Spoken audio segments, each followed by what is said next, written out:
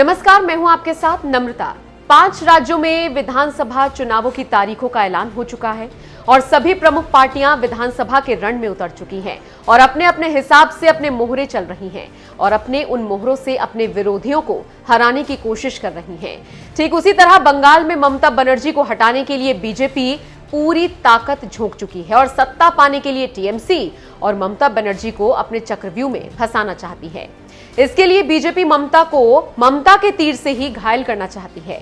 इसीलिए BJP TMC के पुराने रणनीतिकार और दिग्गजों को अपने पाले में करने के लिए पूरी ताकत लगा रही है और काफी हद तक सफल भी हो रही है।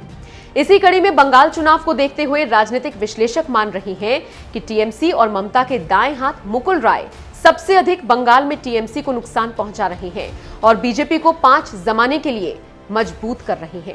लेकिन जानकार बताते हैं कि अगर बीजेपी बंगाल में ममता के पांव उखाड़ने और बीजेपी के पांव जमाने की बात सही साबित होती है तो इसके सबसे बड़े हकदार मुकुल रॉय ही होंगे।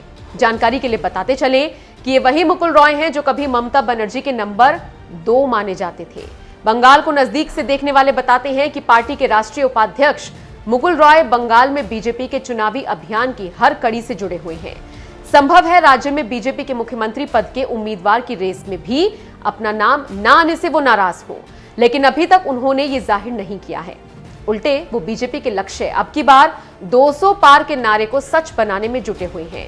यहां आपको जानकारी देते चले कि पश्चिम बंगाल में 291 विधानसभा सीटें हैं। जानकारों और खबरों की माने तो रॉय ने अपना राजनीतिक करियर यूथ कांग्रेस के साथ शुरू किया था। उस समय ममता बनर्जी भी इसका हिस्सा थी, लेकिन जब साल 1998 में ममता बनर्जी ने ऑल इंडिया तृणमूल कांग्रेस की स्थापना की तो उस वक्त मुकुल रॉय भी इसके संस्थापकों में शामिल थे। उसके कुछ सालों बाद ही मुकुल रॉय दिल्ली में टीएमसी का चेहरा बनकर उभरे। साल 2006 में उन्हें पार्टी महासचिव बनाया गया और वो राज्यसभा भेजे गए।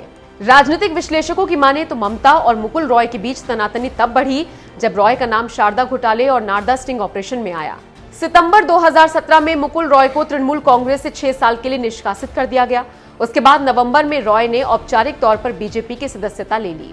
उसके बाद से ही मुकुल रॉय बंगाल में बीजेपी की जमीन मजबूत करने में जुट गए। उन्हें बंगाल की राजनीति में बीजेपी का चाणक्य कहा जाने लगा। साल 2019 में लोकसभा चुनावों में पार्टी को 18 सीटों पर मिली जीत का श्रेय भी उन्हें ही दिया गया। मुकुल रॉय की वजह से ही कई टीएमसी नेता बीजेपी में शामिल हुए। इतना ही नहीं, उन्होंने तृणमूल के दिग्गज नेता शुभेंदु अधिकारी, राजीव बनर्जी और जितेंद्र तिवारी को भी बीजेपी में लाने में अहम भूमिका निभाई। इसी हफ्ते सोमवार को टीएमसी के 5 और मौजूदा विधायक बीजेपी में शामिल हुए। इनमें से एक विधायक ने कहा कि वो सब मुकुल रॉय के निवेदन पर बीजेपी में शामिल हो रही हैं। तो आप समझ सकते हैं कि टीएमसी और ममता बनर्जी को मुकुल रॉय क्या कर रही हैं और कैसे बंगाल से सत्ता से बेदखल कर रही हैं।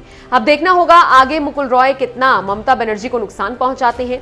लेकिन यहां पर एक बात आपको बताते चले कि मीडिया द्वारा कराए गए 2 सर्वे में ममता के तीसरी बार सत्ता में आने के संकेत मिल रहे हैं और लग रहा है कि बीजेपी को अभी विपक्ष में ही बैठना पड़ सकता है। फिर भी मुकुल रॉय ने ममता की नींद हराम तो कर दी है।